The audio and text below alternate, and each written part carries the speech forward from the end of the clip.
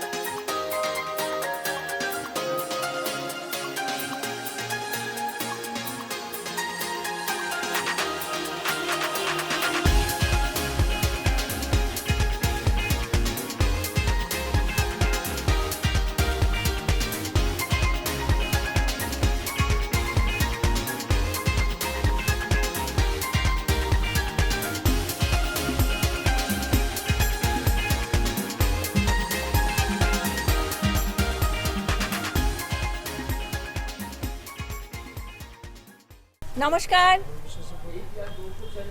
ওঠো, জাগো এবং লক্ষ্যে না পৌঁছনো অবধি থেমো না, এই অমর বাণীর প্রণেতা যুগপুরুষ স্বামী বিবেকানন্দ আজ তার 164তম জন্মদিন। আর এই জন্মদিন উদযাপন করার জন্যই আমরা সবাই আজ একত্রিত হয়েছি। আজকের এই দিনটি শুধুমাত্র ওনার জন্মদিন নয়, এই দিনটি ভারতের আত্মবিশ্বাস, মানবপ্রেম ও শান্তির প্রতীক। আজ 12ই জানুয়ারি 2026 সালে আমরা এই ছাদে সবাই উপনীত হয়েছে ওনাকে শ্রদ্ধার্ঘ্য নিবেদন করব বলে। প্রথমেই আমরা পুষ্পার্ঘ্য নিবেদনের মাধ্যমে অনুষ্ঠানে প্রবেশ করব। পুষ্পার্ঘ্য নিবেদন করার জন্য শ্যামল কুমার বিশ্বাস মহাশয়কে মঞ্চে আসার জন্য অনুরোধ করব। পুষ্পার্ঘ্য নিবেদন করছেন শ্রদ্ধেয় সঙ্গীত শিল্পী এবং কবি শ্যামল বিশ্বাস মহাশয়।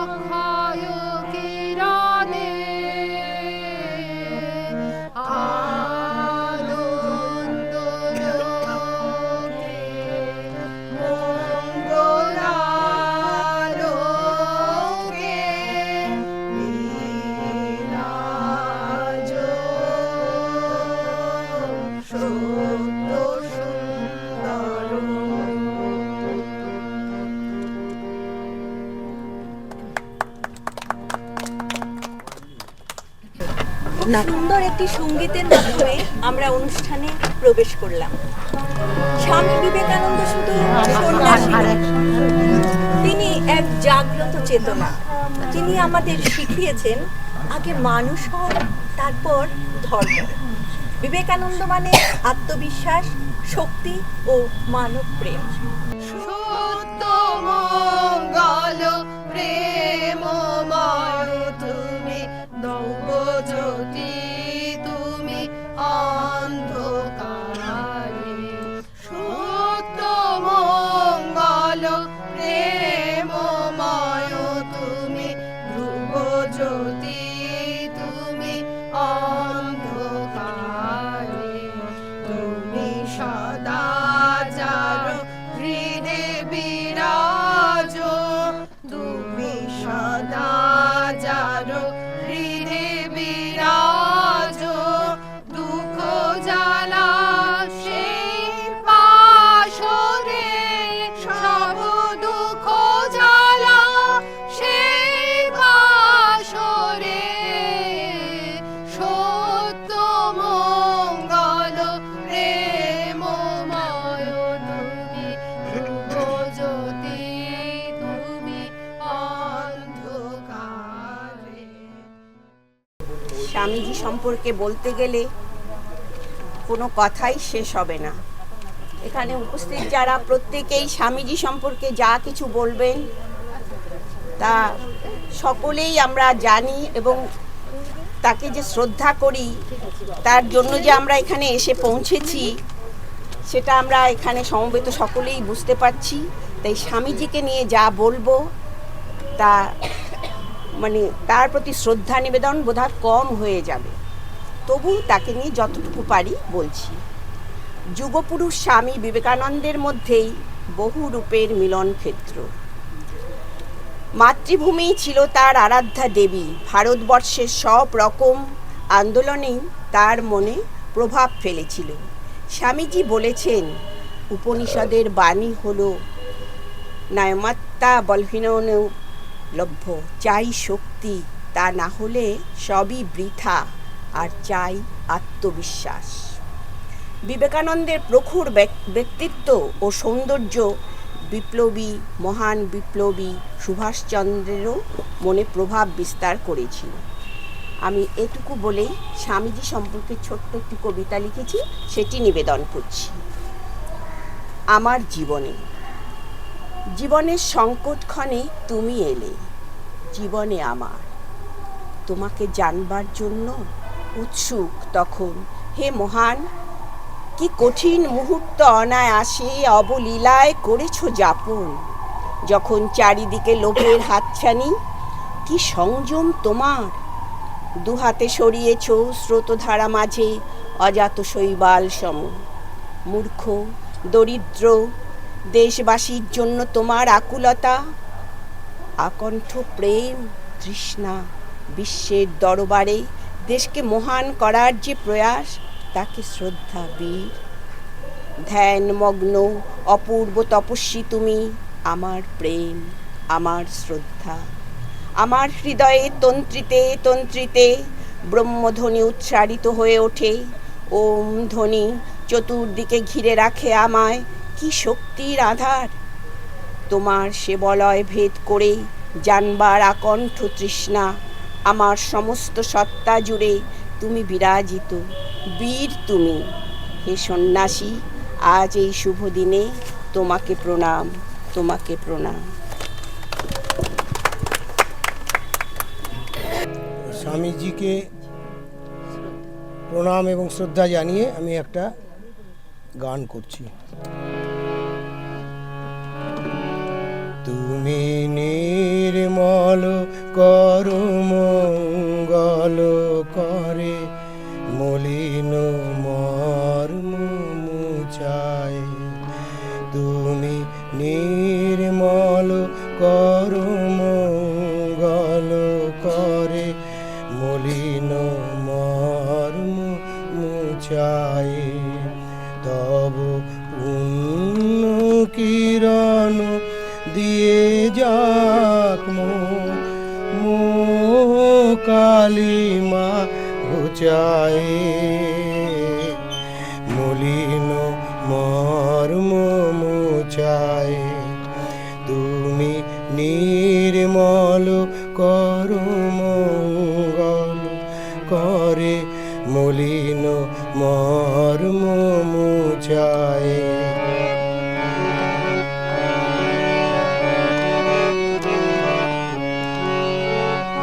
লক্ষ শূন্য লক্ষ বাসনা ছুটিছে গভীর আধারে লক্ষ শূন্য লক্ষ বাসনা ছুটিছে গভীর আধারে জানি না কখন ডুবে যাবে কোন অকুল গরল পাথারে তুমি বিশ্ব বিপদ অন্তা এসে দাঁড়াও রুধিয়া পন্থা তব শ্রীচরণ তলে নিয়ে এসো মোর মত্ত বাসনা ঘুচায়ে মলিন মর্ম মুছায়ে তুমি নির্মল করো মঙ্গল করে মলিন মর্ম মুছায়ে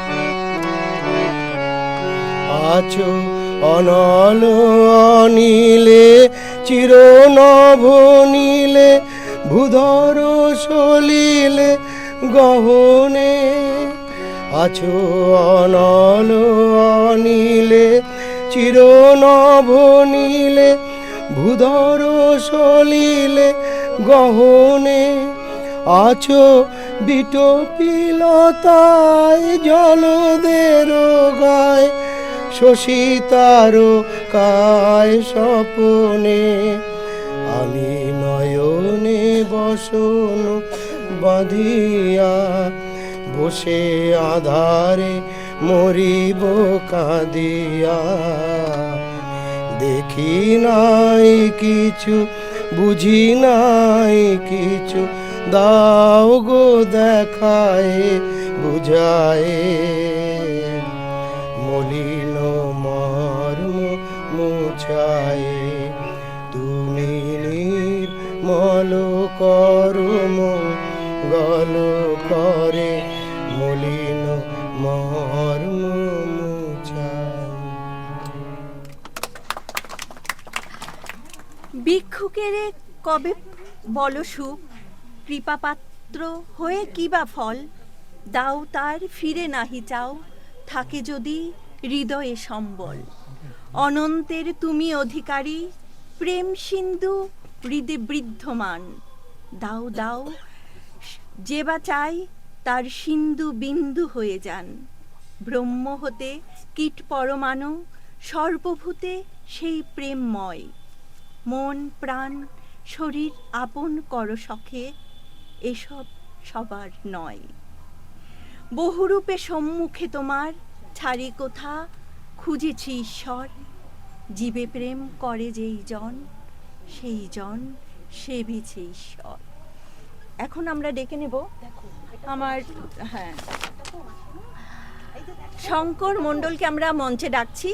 প্রথমত আমি আমাদের কবি বন্ধু যারা আছেন এবং গুণীজন আছেন তাদেরকে ধন্যবাদ জানাই যে আমি ওইখানে একটা সুন্দর পরিবেশে একটা কবিতা পাঠ করতে পারছি এবং স্বামী বিবেকানন্দ সম্বন্ধে বলার সবাই বলবে তার মধ্যেও কিছু বলতে হয় কিন্তু স্বামী বিবেকানন্দ বলার মতো সেরকম আমার দৃষ্টতা আমার নেই আর সেই অভিজ্ঞতার মধ্যে আমরা একসময় প্রচুর স্বামীজি সম্বন্ধে অনেক কিছু আলোচনা করতাম যেহেতু সেই সম্বন্ধে বলার থেকে আমি মনে হয় আমি একটুখানি আমার নিজের একটুখানি কবিতাটা বলি আর কিছুটা স্বামীজির একটুখানি কয়েকটা বাণী বলি যেটা স্বামীজি বলে গেছেন। স্বামীজি ছিলেন একজন দার্শনিক তিনি সব কিছু বুঝতেন জানতেন। স্বামীজি বলেছেন ভয়কে জয় করো সাহসী জীবনের প্রথম শিক্ষা যে নিজের লক্ষ্যে স্থির থাকে কেউ তাকে আটকাতে পারে না। যেহেতু আমরা যেই কাজ করি না কোনো, সবাই তার নিজের কাজে স্থির এবং লক্ষ্যে স্থির।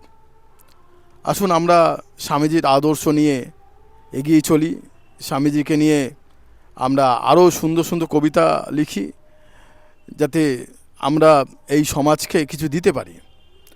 সমাজের যেই ধারায় চলছে সেই ধারাকে পরিণত করতে গেলে আমাদের যেটা দরকার সেটা হচ্ছে স্বামীজির বাণী, স্বামীজির লেখা, স্বামীজির যেসব আদর্শ আছে সেই আদর্শকে নিয়ে কাজ করা। আমার প্রচুর স্টুডেন্ট আছে যারা স্বামীজিকে নিয়ে কাজ করছে, স্বামীজিকে নিয়ে চলছে। তাদেরকে একটা কথাই বলেছি যে স্বামীজির যে আসল জিনিসগুলো, তুমি স্বামীজির সব কিছু নিতে পারবে না। স্বামীজির যেইগুলো দরকার, মানে যেই আদর্শগুলো দরকার, সেই আদর্শগুলো নিয়ে চলতে পারলে সমাজে তোমরা একটা সুন্দরভাবে পরিবেশ তৈরি করতে পারবে, সমাজকে সুন্দরভাবে এগিয়ে নিয়ে যেতে পারবে। আমাদের নতুন প্রজন্মকে নিয়ে যাওয়ার জন্য স্বামীজিকে খুবই দরকার, এবং স্বামীজিকে তো সেভাবে আমরা গ্রহণ করতে পারিনি, এখনও আমরা সেভাবে মনের মধ্যে গ্রহণ করতে পারিনি। যদি মনের মধ্যে গ্রহণ করতে পারতাম তাহলে আমরা স্বামীজির আদর্শ নিয়ে চলতে পারতাম। যেহেতু যতটুকু আমরা চেষ্টা করেছি আমি স্বামীজির আদর্শ নিয়ে চলার। যাই হোক, আমার একটা কবিতা আছে, সেই কবিতাটা লিখেছি এবং কবিতাটা আমি বলি। কবিতাটা আমার লেখা, আমি স্বামী বিবেকানন্দ নিয়ে সম্বন্ধে লিখতে পারিনি, এখন সময় পাইনি। যাই হোক, তো আমার একটা কবিতা লেখা আছে নিজের সম্বন্ধে।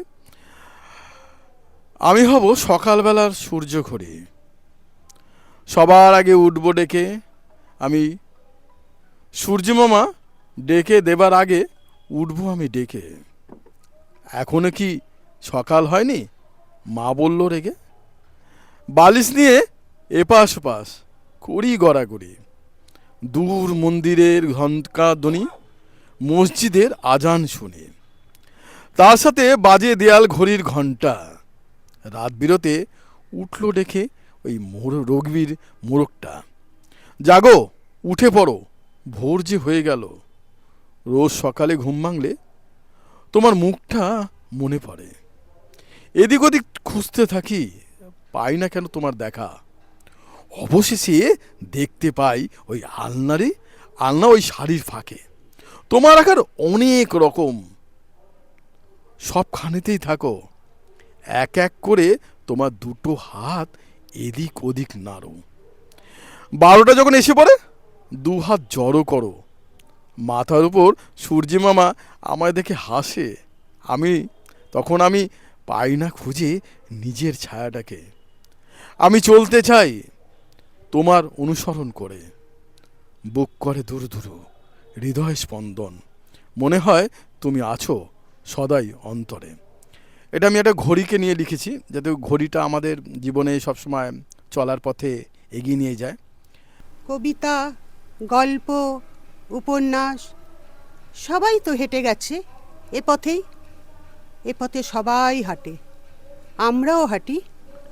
জানি না পারবো কিনা ছুতে অসীম প্রান্ত, যেখানে বন্ধনহীন শব্দরা ঘুরে বেড়ায় মুক্ত ডানায়।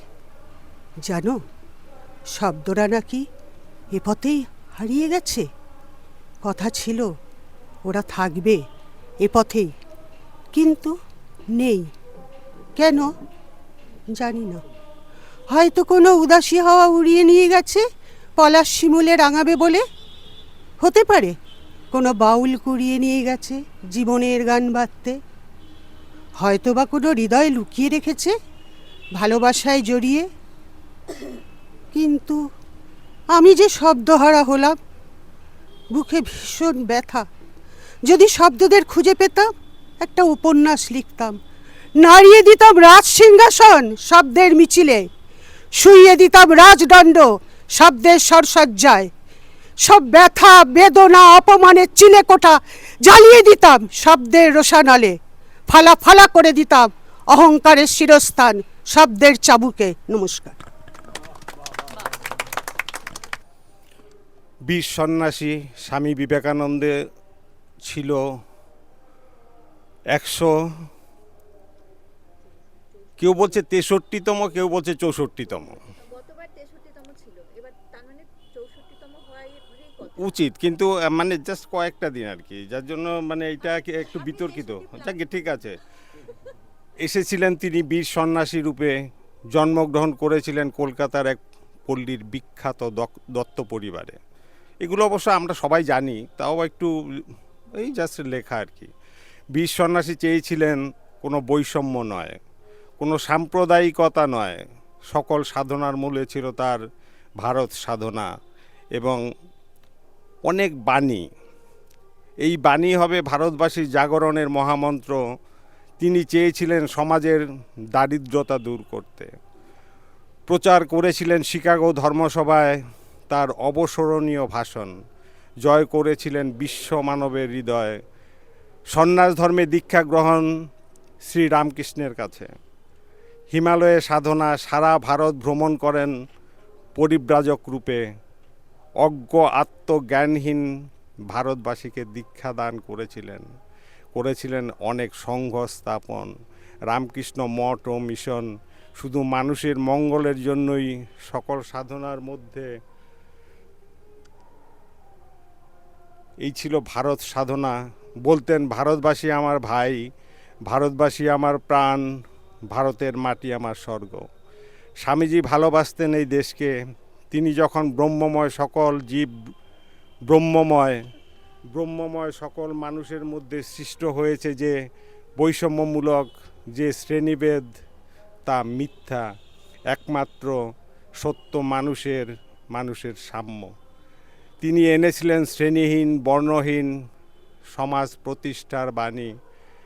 সেখানে থাকবে না অশিক্ষা, থাকবে না কুশিক্ষা, থাকবে না দারিদ্র্য, কুসংস্কার, সাম্প্রদায়িকতা, ধর্মান্ধতা। তিনি দেখেছিলেন ভারতের কোটি কোটি মানুষ শুধু কষ্ট নিয়ে বেঁচে আছে, দুমুঠো অন্নের জন্য বেঁচে আছে। তিনি বলেছিলেন নতুন ভারতবর্ষ একদিন বেরিয়ে আসবে চাষির লাঙলের ফলা থেকে। পেয়েছিলেন তিনি শ্রীরামকৃষ্ণকে, বিদ্যাসাগর এবং ভগিনী নিবেদিতাকে এবং তখনকার সময় অনেক জ্ঞানী গুণীজনকে। অনেক কিছু ত্যাগ করে হয়েছিলেন তিনি স্বামীজি, ছিল তার অবদান দেশকে স্বাধীন করতে। এমন মহাপুরুষ বারবার আসে না ফিরে এই পৃথিবীতে। আমাদের এই সমাজ বারবার করে তাকে শতকোটি প্রণাম। এই মহামানবকে লহ প্রণাম, লহ শ্রদ্ধা, হে বীর সন্ন্যাসী স্বামী বিবেকানন্দ। নমস্কার।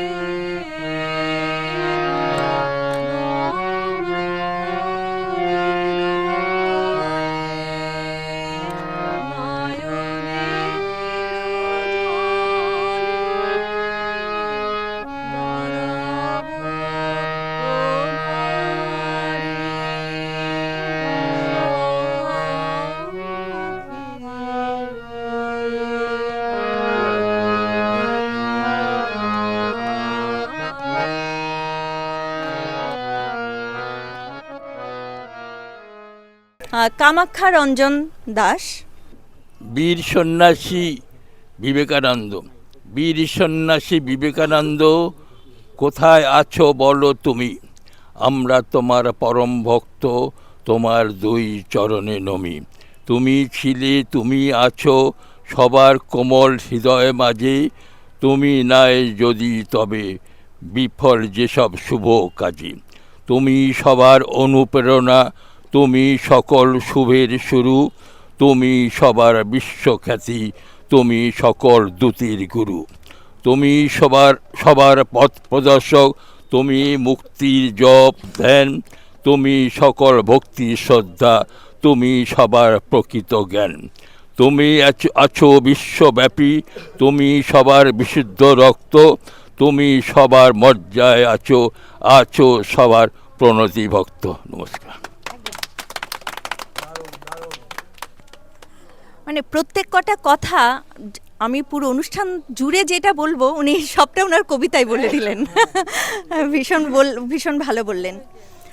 আমার শরীরে মেথর রয়েছে, আমার শরীরে মুচি, আমার শরীরে সবর এসেছে, ধমনী হয়েছে সূচি। মঞ্চে আসবেন কেশব সরকার।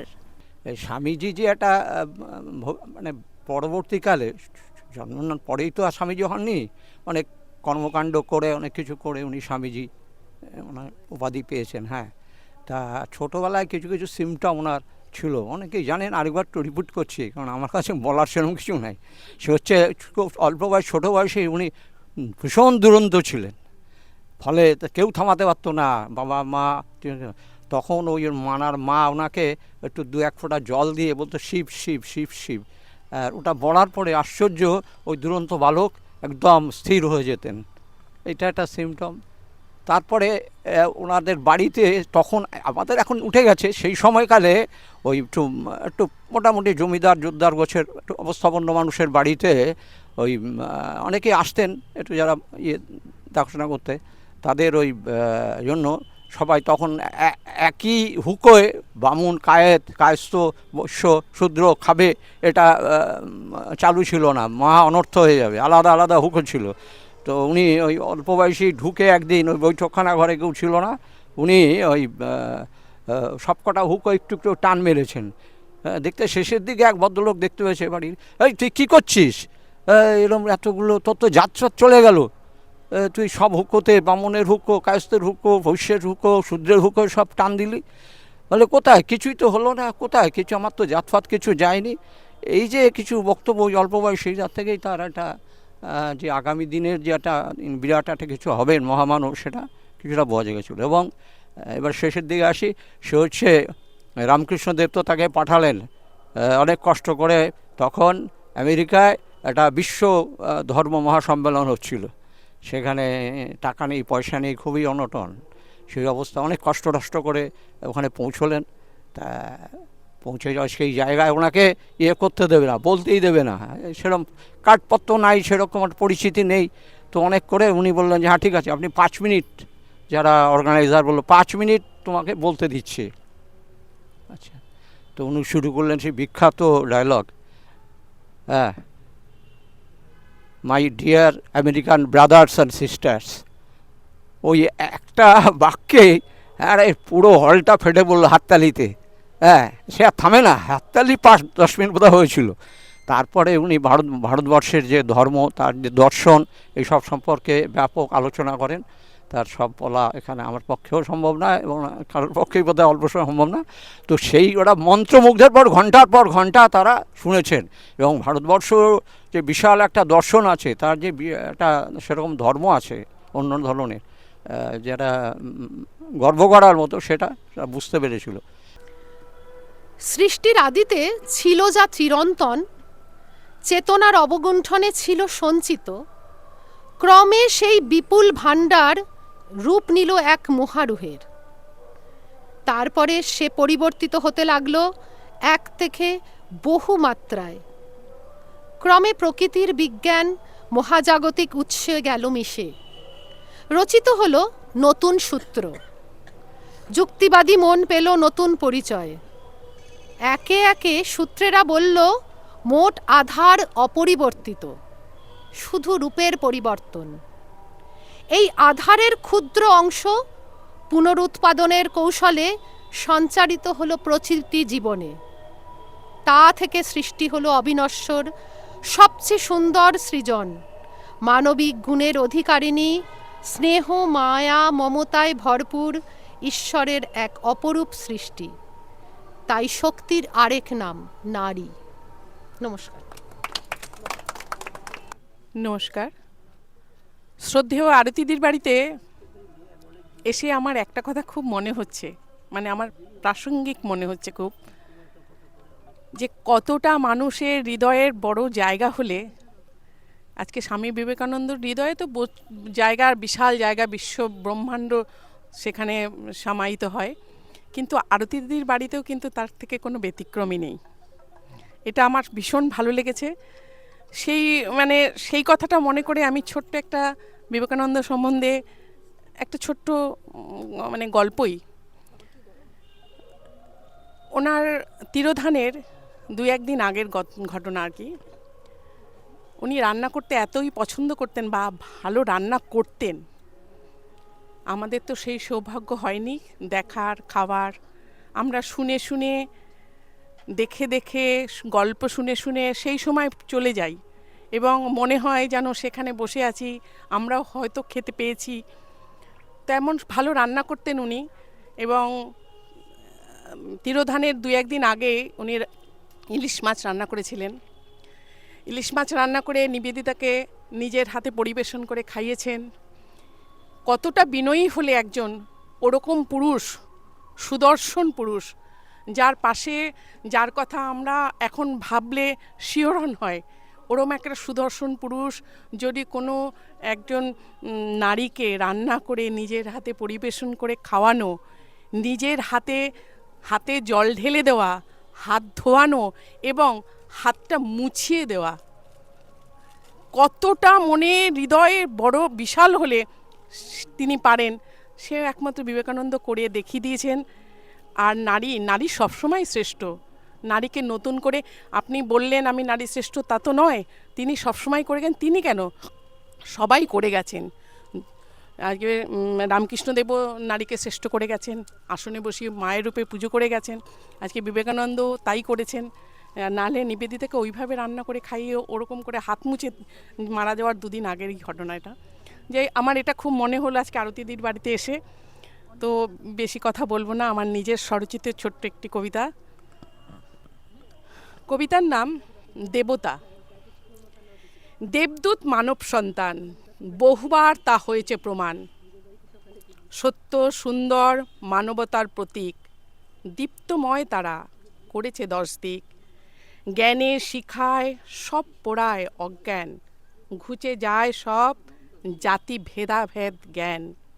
ভ্রাতৃত্বে বাঁধে প্রেম ডোরে, হিন্দু মুসলিম ভেদাভেদ না করে। ঘৃণার চেয়ে প্রেমের শক্তি অধিক, বুঝিয়েছে তা বহু মানব পথিক। স্বমহিমায় হয়েছে দেবতা, মানব সন্তান রইল আর কোথা। আজ কিন্তু মানব সন্তান নেই, তিনি দেবতার আসনে বসেছেন, সেটা বলার অপেক্ষাই রাখে না। নমস্কার, ধন্যবাদ। যা কিছু ভালো ছড়াটার নাম। পদ্মা নদীর ইলিশ ভালো, শিমুল তুলোর বালিশ ভালো, চট্টগ্রামের শুটকি ভালো, ঢাকায় ভানুর চুটকি ভালো, বটগাছেরই ছায়া ভালো, দিনের প্রতি মায়া ভালো, খুব সকালে হাঁটা ভালো, ঝোপ জঙ্গল ছাঁটা ভালো, সারমেয় পোষ্য ভালো, বেলকাঠেরই ভস্য ভালো, দক্ষিণেরই হাওয়া ভালো, বুঝে শুনে খাওয়া ভালো, মেঠো বাঁশির সুর যে ভালো, শীতের নলেন গুড় যে ভালো, ভোরে গলা সাদা ভালো, পরের দুঃখে কাঁদা ভালো, কেশি দাসের মিষ্টি ভালো, জয়নগরের মোয়া ভালো, সরোজ গেরে পাত্র ভালো, মনোযোগী ছাত্র ভালো, পুরুলিয়ার নৃত্য ভালো, বুদ্ধিমতী বউ যে ভালো, পাকা বাঁশের মই যে ভালো, বিন্নি ধানের খই যে ভালো, হাসনু হানার গন্ধ ভালো, সহজ ছড়ার ছন্দ ভালো, হক কথাটা বলা ভালো, শেষ ভালো যার সব ভালো। আমাকে বলতে বলা হলো, আমার নাম ঘোষণা করা হলো, কিন্তু আমার শারীরিক পরিস্থিতি খুবই খারাপ।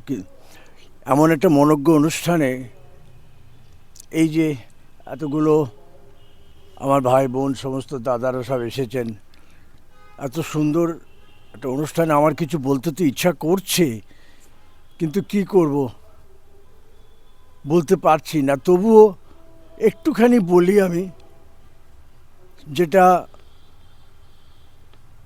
স্বামী বিবেকানন্দর সম্বন্ধে দু কথা বলি আর কি।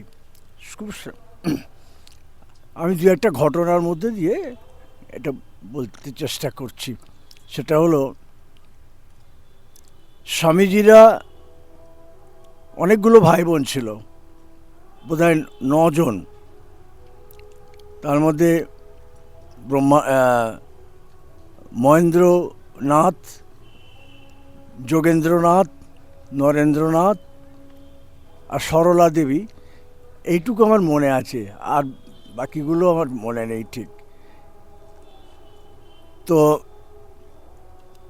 ওই যোগেন্দ্রনাথ উনি আবার একটু করতেন, সমাজসেবার কাজ টাজ করতেন। তো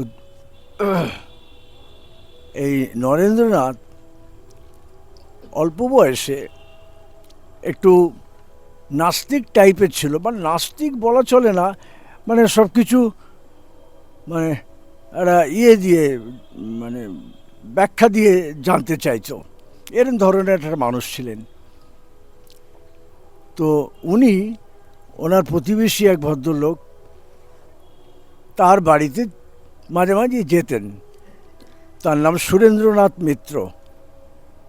এই ঘটনাটা 1881 সালের ঘটনা। ওই সময়ে ওই সুরেন্দ্রনাথ মিত্র তিনি আবার শ্রী রামকৃষ্ণের কাছে যাতায়াত করতেন, এবং রামকৃষ্ণ দেব উনি গান ভালোবাসেন, ওটা উনি জানতেন। এদিকে নরেন্দ্রনাথও ভালো গান টান গায়। তো ওনার খুব ইচ্ছে হলো যে আমি নরেন্দ্রকে একবার নিয়ে রামকৃষ্ণের কাছে যাই। তো যে ভাবনা পরিকল্পনা করে, ওরমভাবে তো নরেন্দ্রনাথ ও ভগবান টগবান খুব একটা বিশ্বাস করতো না, যার জন্যে শ্রীরামকৃষ্ণকে যখন পরে যখন বলেছিল যে আপনি তো এরম করছেন, তো আপনি দেখেছেন ভগবানকে, আপনি দেখেছেন ভগবানকে, এসব অনেক ব্যাপার আছে, এসব গল্প। যাই হোক, উনি শ্রীরামকৃষ্ণকে বলে এলেন যে আপনি একদিন আমার বাড়িতে আসুন। তো রামকৃষ্ণের একটু ছিল যে ডাকতো 2-4 জন নিয়ে তার বাড়িতে তিনি যেতেন। এরকম অনেক ঘটনা আছে। যাওয়া মানে ঠাকুরের কথাবার্তা বলা, একটু গান টান শোনা। আর সেই দিনই নরেনকেও ডেকে নিয়েছে ওইখানে, মানে যোগাযোগ করানো আর কি। নিয়ে তিনি যখন উনিও এসেছেন, নরেনও গেছে, কথাবার্তা চলছে। এমন সময় সুরেনবাবু রামকৃষ্ণকে বলছে, ঠাকুর এ খুব ভালো গান জানে। বলে তাই নাকি? তোর হয়ে যাক না, একটা দুটো গান শোনাও না বাবা। তখন নন্দনাথ সেই আসরে সেই দিন উনি যখন বললেন, উনি ওই যে বললাম একটু আগে, নাস্তিক নন কিন্তু অবজ্ঞাও করেন না, এরকম একটা মানুষ। তো উনি বলেছেন, সকলে মান্যগণ্য করে ওনাকে, গান করতে বলেছে। তিনি 3-4টে গান করেছিলেন। তার মধ্যে একটি গান, সেই গানটি আমি একটু শোনাবার ইচ্ছে করছে আমার আপনারা হয়তো অনেকেই জানেন সেই গানটা। আমি হারমোনিয়াম বাজাতে পারছি না, আমার গলাটাও খুব খারাপ, তারই মাঝে আমি একটু শোনাবার চেষ্টা করব। গানটির প্রথম কথা হলো মন চলো নিজ নিকেতনে। এই গানটি ওনার কিন্তু প্রথম শ্রীরামকৃষ্ণকে শোনানোর গান, এই বিবেকানন্দের।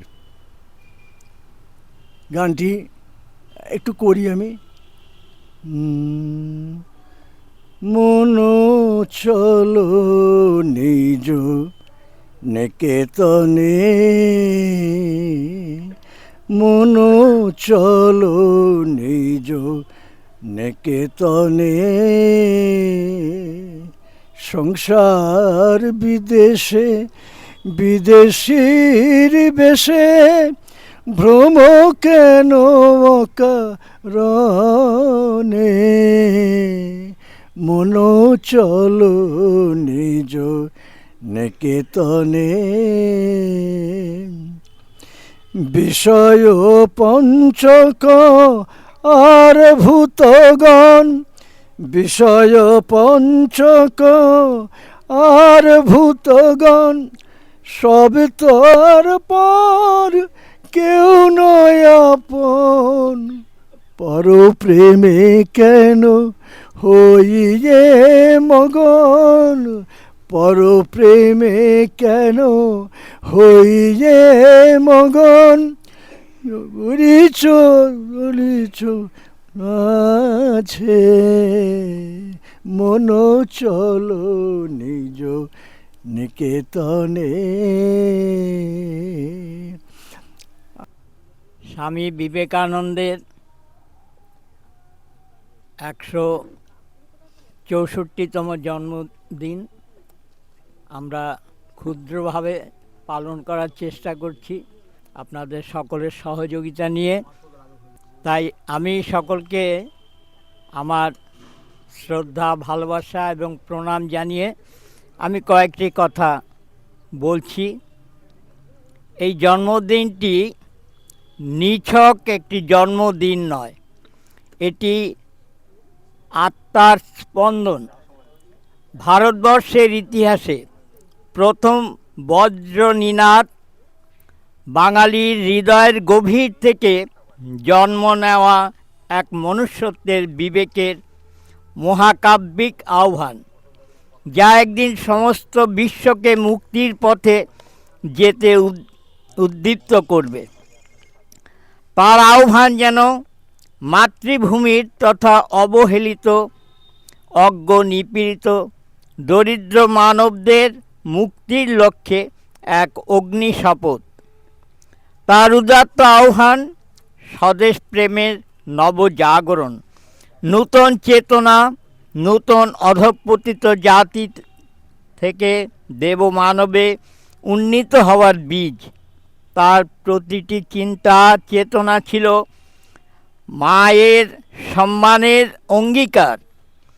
এই বজ্রনিনাদ অন্তর থেকে ভয় মুছে দেয়, সত্যিকারের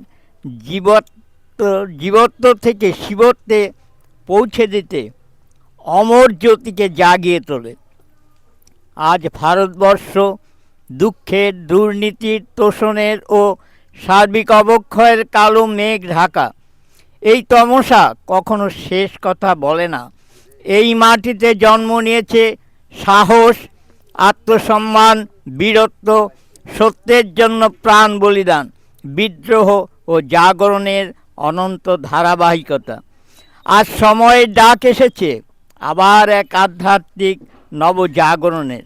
একদিন ঋষি শিক্ষা দেশকে জাগিয়েছিল, যুগটা ছিল রেনেসাঁস যুগ।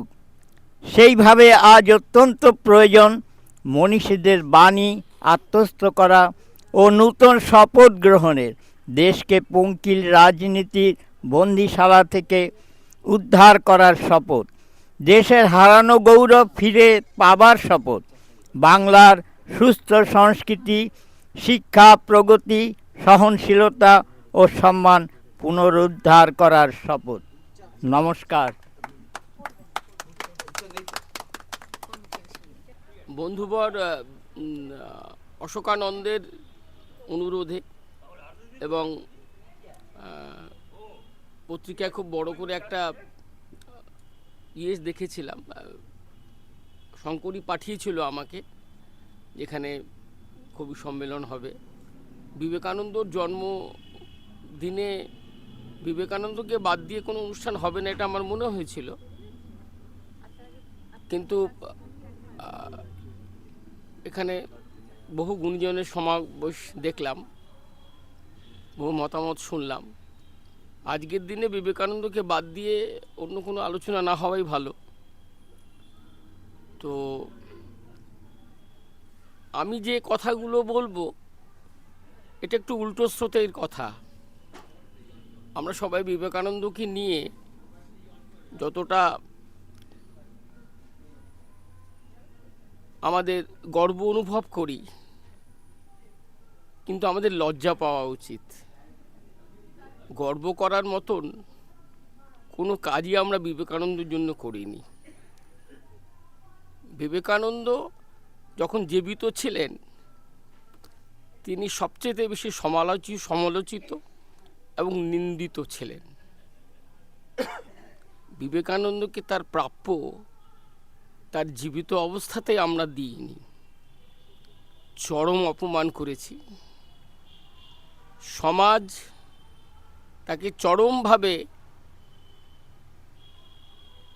অপমান করেছে, দারিদ্রতার জ্বালায় তাকে ছটফট করতে হয়েছে এবং সামান্য সহানুভূতিটুকুনও পাননি। চাকরির জন্য পাগলের মতন দৌড়েছে। বাড়িতে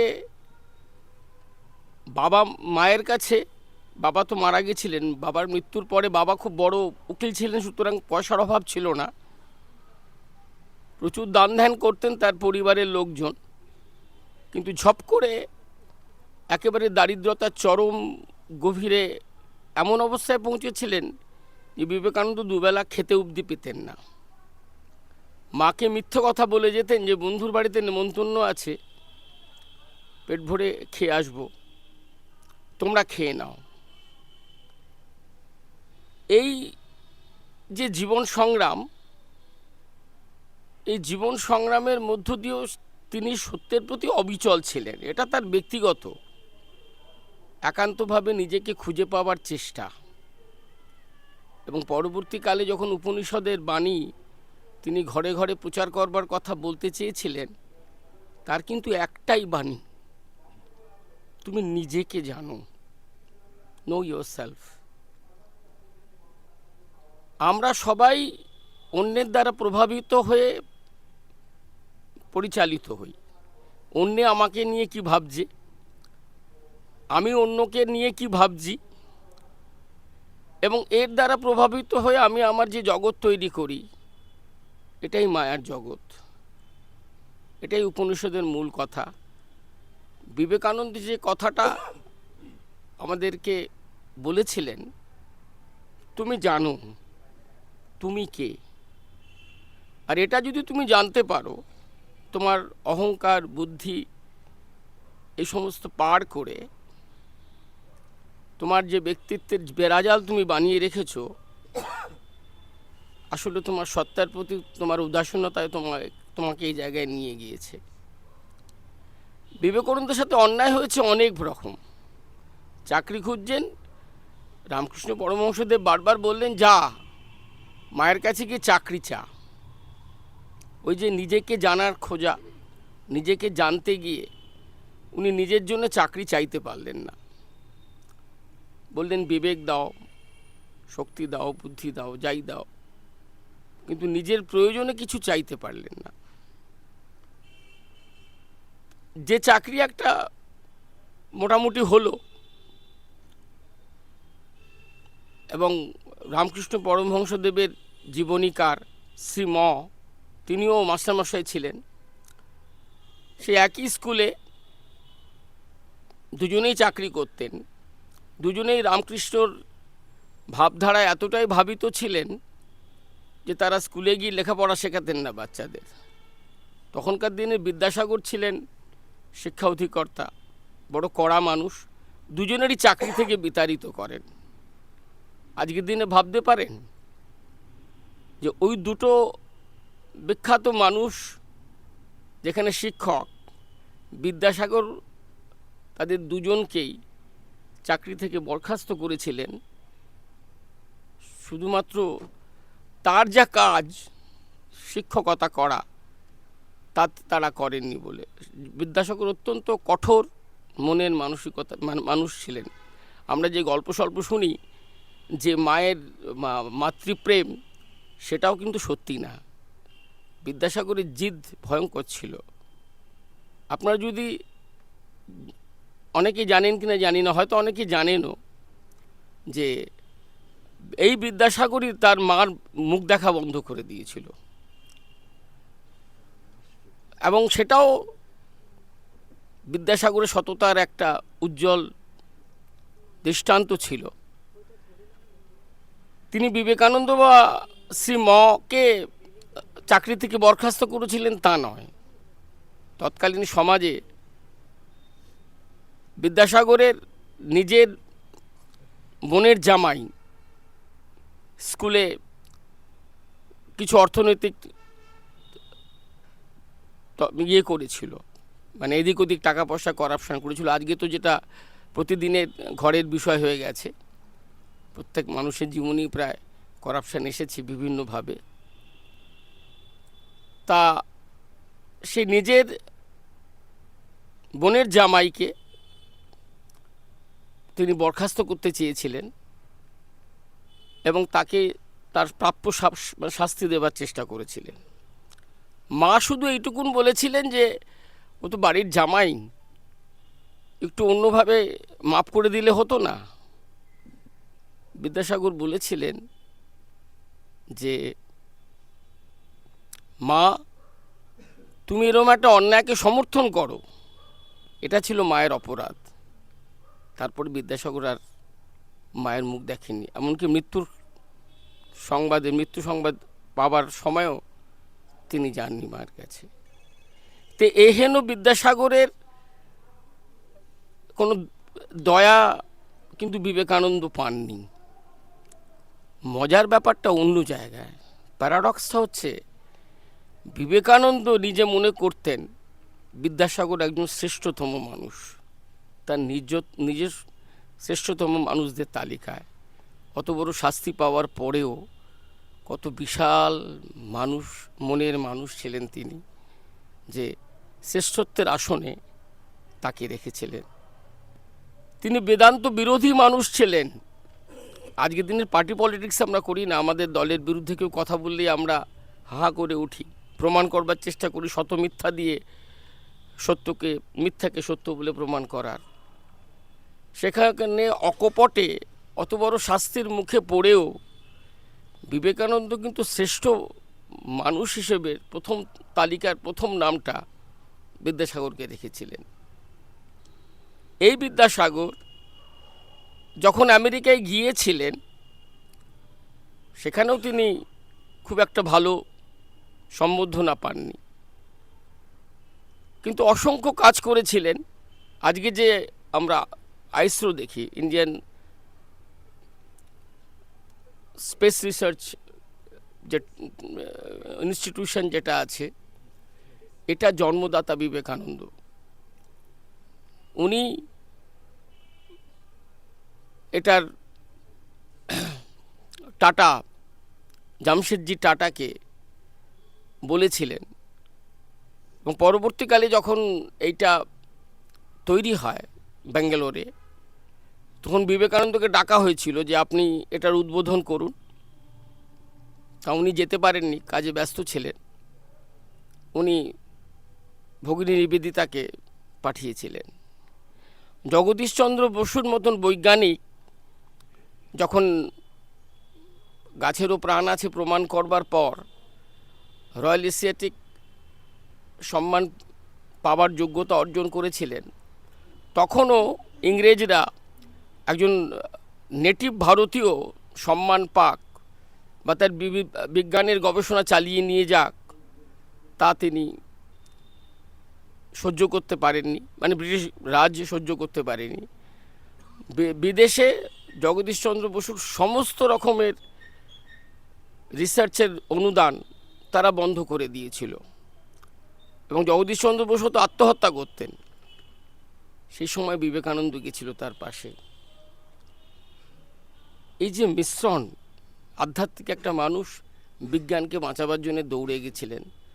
আমেরিকার সারা বুলকে চিঠি লিখলেন যে তোমায় টাকার ব্যবস্থা করতে হবে ওর গবেষণার জন্য। সেই বিবেকানন্দ কলকাতায় আসার পর তাকে সম্বর্ধনার জন্য দেবার জন্য লোক পাওয়া যায়নি। ইংরেজিতে গল্পটাকে বঙ্গানুবাদ করেছেন স্বামী স্তবপ্রিয়া নন্দ।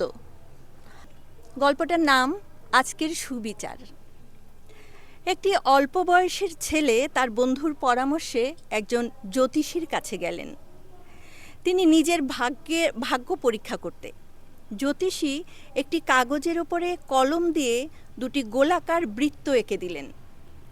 একটি বৃত্ত কালো পেন্সিল দিয়ে রং করা, আরেকটি বৃত্ত সাদা রং করা। দুটি বৃত্তের মাঝে তিনি একটি পিঁপড়ে ছেড়ে দিলেন। বললেন, দেখো বাবা, পিঁপড়েটি যদি সাদা বৃত্তে যায় তাহলে তোমার ভাগ্য খুব ভালো, আর যদি কালো বৃত্তে যায় তাহলে তোমার দুর্ভোগ অনিবার্য। পিঁপড়েটা প্রথম সাদা বৃত্তের দিকেই এগুচ্ছিল। সেটা দেখে ছেলেটা খুব আনন্দিত ছিল। কিন্তু খানিক পরে দেখা গেল পিঁপড়েটা মুখ ঘুরিয়ে কালো বৃত্তের ভিতরে ঢুকে গেল। ছেলেটা চুপ করে বসে দেখছিল। পিঁপড়েটা কালো বৃত্তের মধ্যে ঢুকে গেল সেটা দেখার সাথে সাথে ও দুটো আঙুল দিয়ে পিঁপড়েটাকে চেপে ধরে সাদা বৃত্তের মধ্যে নিয়ে আসলো। জ্যোতিষী এই দেখে খুব রেগে গেল এবং বিস্মিত হলো। সে ছেলেটিকে বলল, তুমি এরকমটা করতে পারো না, তুমি তোমার ইচ্ছে অনুযায়ী নিজের ভাগ্যকে নিয়ে খেলতে পারো না। ছেলেটি বলল, একটা সামান্য পিঁপড়ে আমার ভবিষ্যৎ নিয়ে খেলা করবে আর আমি চুপ করে বসে সেটা দেখব? আমার ভবিষ্যতের আমি গড়ব। আমার লক্ষ্যে পূরণ করাই হচ্ছে আমার একমাত্র কামনা। বিরক্ত হয়ে জ্যোতিষী বলল, যদি তোমার ভাবা পথে সাফল্য না আসে তাহলে তুমি কি করবে? উত্তর এলো, আমি পথ বদলাবো, নিজেকে নতুন করে ঢেলে সাজাবো। তবু আমার পথেই আমি সঠিকভাবে চলবো এবং সেই পথেই আমি আমার লক্ষ্যে পৌঁছবো। আজ স্বামী বিবেকানন্দের আবির্ভাব তিথি। তিনি বলেছিলেন, আমাদের সমস্ত শক্তি আমাদের মধ্যেই নিহিত আছে, তুমি সব করতে পারো। আজকের এই সুবিচার গল্প স্বামী বিবেকানন্দের চরণে নিবেদন করলাম।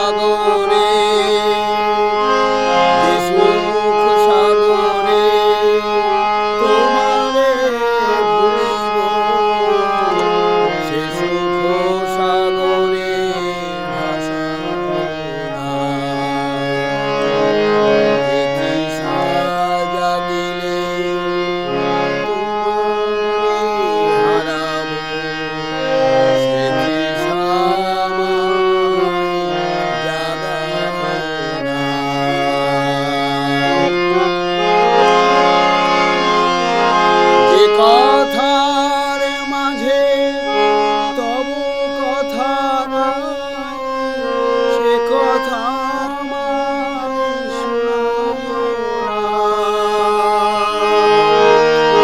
যে কথার মাঝে তব কথা নাই, সে কথা আমায় শোনায়ো না। যে আঁখি ঝরিলে তোমারে লোভিব, সে আঁখির ধারা মুছায়ো না। যে তৃষা জাগিলে তোমারে হারাব, সে তৃষা আমায় লাগায়ো না। যে ভালোবাসায় তোমারে ভুলিব, যে ভালোবাসায় তোমারে ভুলিব, সে ভালোবাসা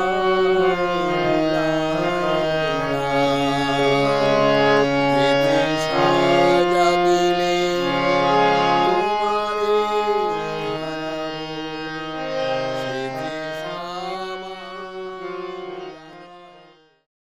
বিবেকানন্দ আনন্দের পূজারী ছিলেন। তিনি বলতেন আনন্দে থাকো, সবাই আনন্দে থাকো। আসলে আনন্দমই হলো আসলে জীবনের পূজা। তাই প্রথম গান যে হলো আনন্দ লোকে মঙ্গলা লোকে, আমার ভারী ভালো লাগলো যে সত্যি আনন্দ সন্ধানেই তো আমরা এসেছি, আনন্দের সন্ধানেই তো আমরা, জীবন তো তাই, আনন্দকে খুঁজে বেড়াও। আমি একটা কবিতা পড়েছি, একদম বিবেকানন্দ সম্পর্কে নয়, তবে দেখুন যদি আনন্দ পাওয়া যায়, যদি নিজেদের খুঁজে পাওয়া যায়। কবিতার নাম ছায়া। আগে আগে চলেছে যে তার ছন্দময় চলন, তন্নি কোমরবন্ধ ছিপছিপে গড়ন। আগে আগে চলেছে যে তার পিছন ফেরা মুখ, না বোঝার অসুখ, মস্ত অলিক সুখ। আগে আগে চলেছে যে তার সামনে আকাশ খোলা, পাল তুলে দি ভাসুক শটান জীবন নামের দোলা। আগে আগে চলেছে যে তার সামনে শীতের অষাঢ় দিন, কুণ্ড জলে হাত পা সেঁকে প্রবীণ। আগে আগে চলেছে যে তার হৃদয় আজও বড়ই নবীন, পাহাড় নদী নেশায় মেতে রঙিন। ভাবতে বসে যাই কি করে, সব কিছুকে ফেলে রেখে ছায়ার পথে কিভাবে হই বিলীন। এই সম্মেলনের বা এই আসরের আমাদের শ্রদ্ধেয় সভাপতি পার্থ বোস এবং অন্য দাদাদেরকে আমি শ্রদ্ধা, অন্য দাদা দিদি সবাইকে শ্রদ্ধা জ্ঞাপন করে আমি বিবেকানন্দ সম্বন্ধে গঙ্গা জলে গঙ্গা পূজার মতোই তার কথা স্মরণ করছি। এতক্ষণ বিবেকানন্দ সম্বন্ধে সবার কাছ থেকে, সবার মুখ থেকে এত ভালো ভালো উপদেশ পেলাম, শুনলাম, জানলাম। আর পার্থদাও বলেছিলেন যে আমরা কতজনে আত্মস্থ করতে পারি, সেই ভাবনাটা ওনার কথার মধ্যে আমি এটুকুই পেলাম যে বিবেকানন্দের জীবনে যেই সময় উনি জন্মগ্রহণ করেছিলেন সেই সময় সারা ভারতবর্ষ ছিল পরাধীন দেশ, হাহাকার, ধর্মের মধ্যে ছিল একটা বাজে একটা অবস্থা, সেটা হলো ধর্মগুরু, গুরু পূজা, এই ধরনের জিনিসগুলো ছিল। সেখানে ব্রাহ্মণের আধিপত্যটা ছিল এত বেশি, সেখানে জাতিভেদ প্রথা এত এমনভাবে ভারতবর্ষটাকে ছিন্ন ভিন্ন করে খেয়েছিল। একে তো পরাধীন দেশ, শিক্ষা নাই, দীক্ষা নাই, তারপরে আমাদের ছিল অভাব অভাব অভাব, তারপরে ছিল জাতিভেদ প্রথা। এই ভারতবর্ষকে উনি আত্মস্থ করেছেন সারা ভারতবর্ষে পরিভ্রমণ দ্বারা, দেখেছেন, শুনেছেন। তারপরেই রামকৃষ্ণের মতো এত বড় একটা জ্ঞানী, এত বড় একটা ভক্ত সাধকের সান্নিধ্যে এসে তার জীবন আরও পাল্টে গেল। পাল্টে যাওয়ার পরে পরিভ্রাজক হয়ে সারা ভারতবর্ষকে ভ্রমণ করলেন, ঘুরে ঘুরে রামকৃষ্ণের কাছ থেকেই পেয়ে গেলেন জীব জ্ঞানে শিব সেবা। তারপরেই তার জীবনে সেবামূলক প্রতিষ্ঠান তৈরি হলো, শিক্ষার জন্য বড় বড় শিক্ষালয় তৈরি হলো। তার সেবা, শিক্ষা, এই হলো তার ধর্মের নতুন একটা আঙ্গিক। তার জীবনে এইটাকেই পথের পাথেয় করে তিনি জীবনে এগিয়ে গেছেন। শিক্ষা প্লাস আনন্দ প্লাস সেবা, জীবগানের শিব সেবা। উনি শিকাগোতে গিয়েছিলেন, সবাই জানেন উনি শিকাগো গিয়েছিলেন। সেখানে ছিল বিশ্ব ধর্ম সম্মেলন। সেই বিশ্ব ধর্ম সম্মেলনে হাজার হাজার মুনি ঋষি আমাদের ভারতবর্ষ থেকে গিয়েছিলেন, আর গিয়েছিলেন বড় বড় ধর্মযাজক। কে নেই সব ধর্মযাজকদের মধ্যে? সবাই ছিলেন, খ্রিস্টান, বৌদ্ধ, শিখ, ইহুদি, মুসলমান, সবাই যার যার ধর্মটাকে এত বড় করে দেখেছেন যা বলার মতো না। তাদের ধর্ম শ্রেষ্ঠ, শিখ বলেছে তার ধর্ম শ্রেষ্ঠ, ইহুদি বলছেন তার ধর্ম শ্রেষ্ঠ, মুসলমান বলছেন তার ধর্ম শ্রেষ্ঠ। আর এই ভারতের এই বিবেকানন্দ ঋষি, বাংলার আমাদের যে যুবকদের আইকন, উনি একটি নতুন কথা বললেন। উনি বললেন সারা ভারতবর্ষের মধ্যেই সনাতন হিন্দু ধর্ম হলো মাতৃস্বরূপ। যত ধর্ম আছে সব ধর্মই সনাতন ধর্ম থেকে তৈরি হয়েছে, সৃষ্টি হয়েছে। আর উনি বলেছিলেন সবচেয়ে বড় শ্রেষ্ঠ ধর্ম হলো মনুষ্যত্ব। যদিও উনি আমেরিকানবাসীদেরকেই ভাই বলে সম্বোধন করেছিলেন, এই সম্বোধনের পরে ওনার হাততালি এত পড়েছিল যে বলার মতো না। কারণ ওই ধর্ম সম্মেলনের মধ্যে সবাই ভাই বলে কাউকে সম্বোধন করেন নাই। এই প্রীতি, এই প্রেম একমাত্র বিবেকানন্দই উনি করতে পেরেছিলেন, ভালোবাসতে পেরেছিলেন। আজ এখানেই রাখি।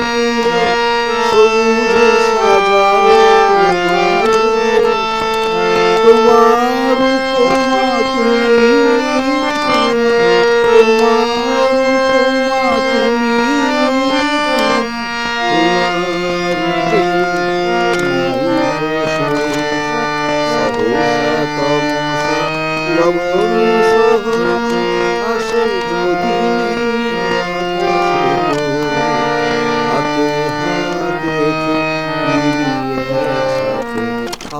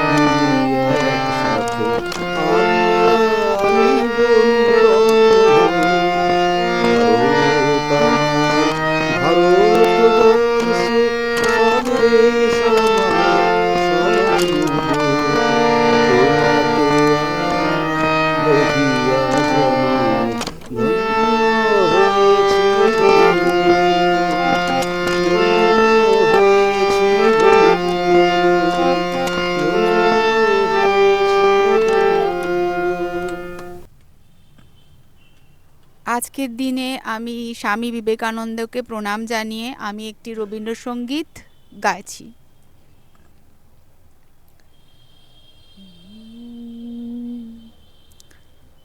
জগতে আনন্দ যজ্ঞে আমার নিমন্ত্রণ, জগতে আনন্দ যজ্ঞে আমার নিমন্ত্রণ। ধন্য হলো ধন্য হলো মানব জীবন, জগতে আনন্দ যজ্ঞে আমার নিমন্ত্রণ।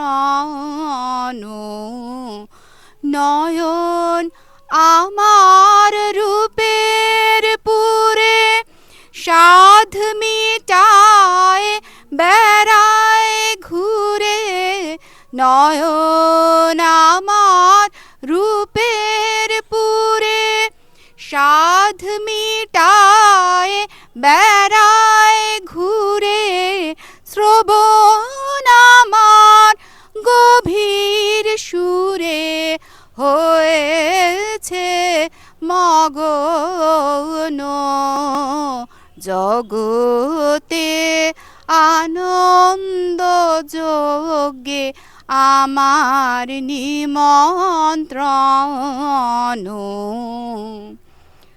তোমার যজ্ঞে তোমার যজ্ঞে দিয়েছ বাজাই আমি বাঁশি, গানে গানে গেথে বেড়াই প্রাণের কান্না হাসি। তোমার যজ্ঞে দিয়েছ ভার বাজাই আমি বাঁশি, গানে গানে গেথে বেড়াই প্রাণের কান্না হাসি। এখন সময় হয়েছে কি সভায় গিয়ে তোমায় দেখি, এখন সময় হয়েছে কি সভায় গিয়ে তোমায় দেখি, জয়ধ্বনি শুনিয়ে যাব এ মোর নিবেদন, জগতে আনন্দ যজ্ঞে তোমার নিমন্ত্রণ। ধন্য হলো ধন্য হলো মানব জীবন, জগতে আনন্দ যজ্ঞে আমার নিমন্ত্রণ। নমস্কার। আজ স্বামী বিবেকানন্দকে প্রণাম জানিয়ে আমি একটি রবীন্দ্রসঙ্গীত গাইছি।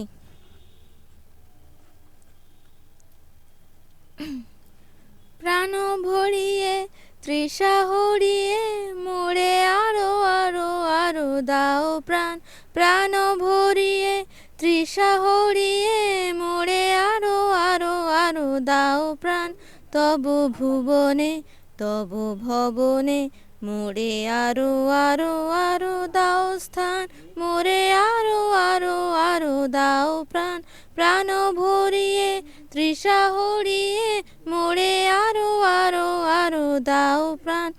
আরো আলো আরো আলো এই নয়নে প্রভু ঢালো, সুরে সুরে বাঁশিপুরে তুমি আরো আরো আরো দাও তান, প্রাণ ভরিয়ে তৃষা হরিয়ে মোরে আরো আরো আরো দাও প্রাণ তব ভুবনে তব ভবনে মোরে আরো আরো আরো দাও স্থান মোরে আরো আরো আরো দাও প্রাণ প্রাণ ভরিয়ে তৃষা হরিয়ে মোরে আরো আরো আরো দাও প্রাণ আরো বেদনা প্রভু দাও মোরে আরো চেতনা দ্বার ছুটায়ে বাধা টুটায়ে মোরে করো ত্রাণ আরো প্রেমে মোর আমি ডুবে যাক নেমে সুধা ধারে আপনারে তুমি আরো আরো আরো করো দান প্রাণ ভরিয়ে তৃষা হরিয়ে মোরে আরো আরো আরো দাও প্রাণ তব ভুবনে তব ভবনে মোরে আরো আরো আরো দাও স্থান মোরে আরো আরো আরো দাও প্রাণ প্রাণ ভরিয়ে তৃষা হরিয়ে মোরে আরো আরো আরো দাও প্রাণ। নমস্কার। উপস্থিত সকলকে আমার আন্তরিক ভালোবাসা, শুভেচ্ছা এবং নতুন বছরের শুভেচ্ছা জানিয়ে তার সাথে প্রণাম জানিয়ে আমি আমার একটা স্বরচিত কবিতা বলছি বিবেকানন্দের উদ্দেশ্যে। স্বামী বিবেকানন্দ। বিবেকের আনন্দ বিবেকানন্দ, যার বাণীতে জগৎবাসী হলেন আলোতে আলোকিত, যার আদর্শে যুব সমাজের গড়া উচিত নিজেদের চরিত্র। অজস্র কষ্ট স্বীকার করে নিজের জীবন উৎসর্গ করে দেশমাতৃকার শৃঙ্খল মোচনে নিজেকে করেছিলেন নিয়োজিত। তার বাণীকেই স্মরণ করে বহু মনীষী জীবন গড়েছে। ভারতবাসীকে আলোকে আনতে স্বীকার করেছেন বহু কষ্ট। দেশবাসীর দারিদ্রতা দেখে বিছানায় বসে কেঁদেছেন কত। বিশ্বের দরবারে ভারতের নাম উজ্জ্বল করতে আমেরিকায় যান। বক্তৃতা দিয়ে করলেন জয় বিশ্ববাসীর মন হৃদয়।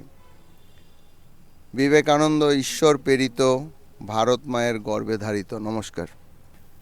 চরণ ধরিতে দিও গো আমারে, নিও না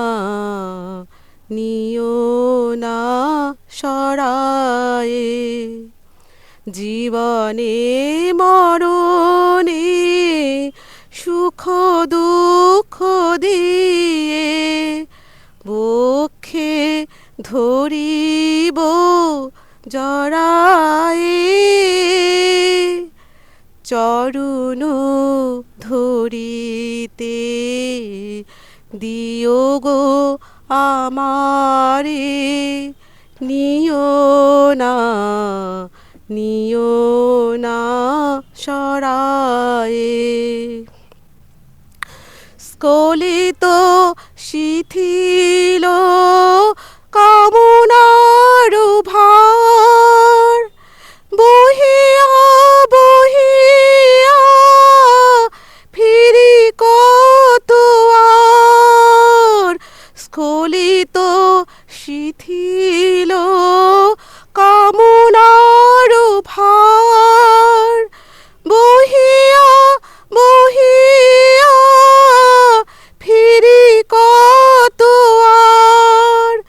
নিজ হাতে তুমি গেথে নিও হার, ফেলো না আমারি ছড়াই। চরণ ধরিতে দিও গো আমারে, নিও না সরায়ে। চির পিপাসিত পাশনা বেদনা, বাঁচাও তাহারে মারিয়া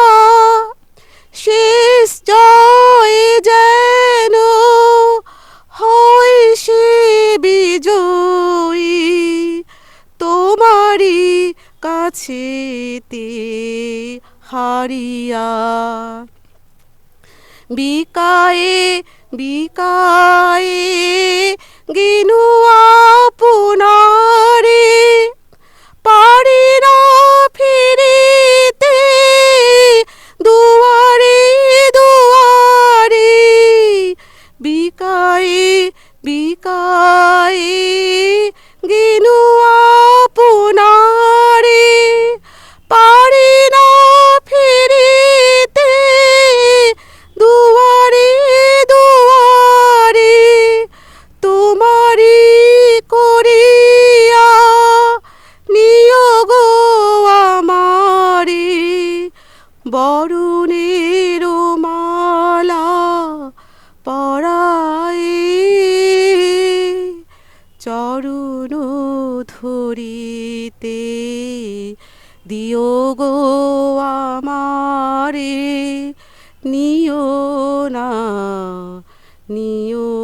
না সরায়ে জীবন মরণ সুখ দুঃখ দিয়ে বক্ষে ধরিব জড়ায়ে চরণ ধরিতে দিও গো আমারে নিও না সরায়ে। আজ 12ই জানুয়ারি স্বামী বিবেকানন্দের জন্মতিথি। আমরা সবাই উপস্থিত হয়েছি তাকে শ্রদ্ধা প্রণাম জানানোর জন্য। মুখে আমরা বছরে একবার শ্রদ্ধা জানাই, প্রণাম জানাই, সারা বছর তার বাণী, তার উপদেশ, তার কর্মকাণ্ড সব ভুলে থাকি। তবু বছরে একবার জানাই। সারা কলকাতা শহর কেন, মনে হয় সারা বিশ্বেও হচ্ছে এই অনুষ্ঠানটা। তাই আমি তার উপরে তাকে শ্রদ্ধা জানিয়ে আমি একটি স্বরচিত কবিতা পাঠ করে শোনাচ্ছি।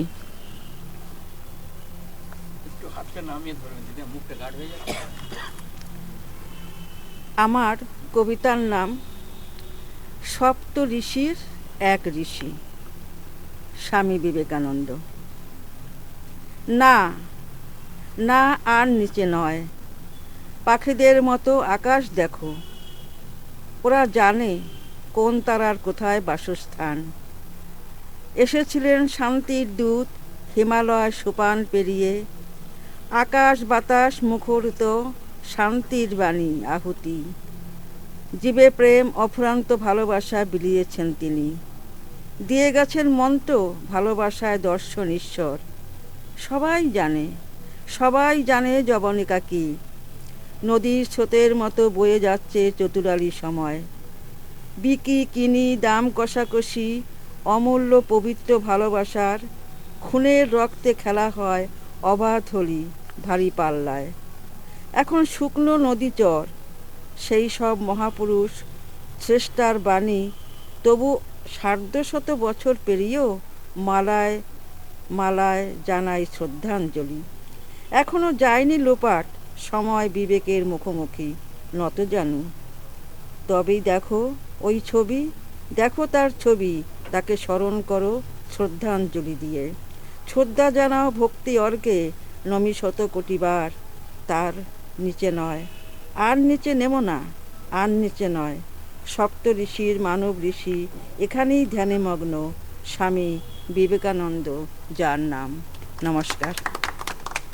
আজকের অনুষ্ঠান সম্বন্ধে বলতে গেলে এ কৃতিত্ব আমার নয়, এ কৃতিত্ব হচ্ছে অশোকানন্দদের, আমার দাদা, হ্যাঁ, আমার বড় ভাই, যিনি আমাকে আমার বড় দাদার মতো ভালোবাসেন বা আমাকে ছোট বোনের মতন দেখেন। এনার উদ্যোগেই আজকের এই অনুষ্ঠান আমার এখানে হচ্ছে। আমি সামান্য একটু সহযোগিতা করার চেষ্টা করেছি মাত্র, পুরো চেষ্টাটাই ওনার। আর আমি এর বেশি কিছু বলতে চাইছি না, তবে আশা করি আবার হয়তো হবে, আবার আপনাদের পাবো, এই আশা, এই কামনা, এই বাসনা নিয়েই আমি শেষ করছি। আজকে বিবেকানন্দের জন্মদিনে কতজন কবি শিল্পী? প্রায় ২৭-২৮ জন হয়েছে। যাদের যাদের বলেছি আমি সবাই এসেছে কারণ এরা প্রত্যেকেই আমার কবি বন্ধু, বয়সে ছোট বোনের মতো, কিন্তু সবাই আমার বন্ধু। এরা প্রত্যেকে আমাকে প্রচণ্ড ভালোবাসে, কাকে বাদ দিয়ে আমি কাউকে বড় করব না, ছোট করব না, সবাই সমানভাবে আমাকে ভালোবাসে। এদের সবার আজকে অনুষ্ঠান ছিল, যারা যারা এসেছিলেন দূর থেকে, প্রত্যেকে সেই অনুষ্ঠান বাদ দিয়ে, যেহেতু আমার বাড়ি হবে, সবাই জানে আমি করছি, আমার অনুষ্ঠানে সবাই এসছে। আমি এটাও বলে দিচ্ছি, দেখলেন তো নিচের আমার অবস্থা কি, এত জায়গা কম। ওরা বলছে আমরা দাঁড়িয়ে থাকবো, তবু তোমার অনুষ্ঠানেই আমরা যাব। এসেছে সবাই। আমি খুব খুশি, আমার খুব ভালো লাগছে। এইরকম একটা অনুষ্ঠান আমি আজ করতে পারবো এটা কিন্তু আমার ধারণা ছিল না। তার মধ্যে সহযোগিতা করেছে আমার মেয়ে, আমার জামাই। হ্যাঁ, নিচে তৈরি হয়েছিলাম, নিচে করব বলে, দাদাও বলেন এর ভিতরেই হয়ে যাবে, বেশি জায়গার দরকার নেই, সব হয়ে যাবে। কিন্তু দেখলেন তো হলো না। হ্যাঁ, তারপর আবার ওই জামাই লাইট ফাইট লাগিয়ে ঠাগিয়ে একদম পরিপাটি করে, আপনিও সঙ্গে ছিলেন, অনেকটা হেল্প আপনিও করেছেন। হ্যাঁ, সবাই সহযোগিতায় এখানটায় হলো। হ্যাঁ, এটা আমার সৌভাগ্য, আমি নিজেকে ধন্য মনে করছি আজকের এই অনুষ্ঠানের জন্য। প্রথম হলো, কিন্তু আমার খুব ভালো লাগছে আপনাদের পেয়ে। আবার আপনাদের পাবো, আবার অনুষ্ঠান করব, সেই মনোবলটা কিন্তু আপনারা আমাকে দিয়েছেন। আজকের যে স্বামীজিকে শ্রদ্ধা, প্রণাম, ভালোবাসা আমরা জানালাম, এটা এখানেই যেন শেষ না হয়। এই উদ্যোগটা আমি একটু নিয়েছি, আমার এক বন্ধু, তিনি দিল্লিতে থাকেন, তিনি এই বর্তমান কাগজের একজন সাংবাদিক। তিনি আমাকে চলে যাবার সময় আমাকে বললেন যে আপনারা যদি কিছু করেন, এই বিবেকানন্দের জন্মদিনটা সামনে আসছে, তাহলে আমি একটু লিখে দিয়ে আমি চলে যাব। সেই জন্য উনি আমাকে এই ইয়েটুকু দেওয়াতে আমি তাড়াহুড়োর মধ্যে কাউকে বলতেও পারিনি এই ইয়েটা, আমি না জানিয়েই সকলকে এই ইয়েটা অনুষ্ঠানের খবর বা এই কারা কারা করছে, হ্যাঁ, এইগুলো মোটামুটি আমি বলেছি।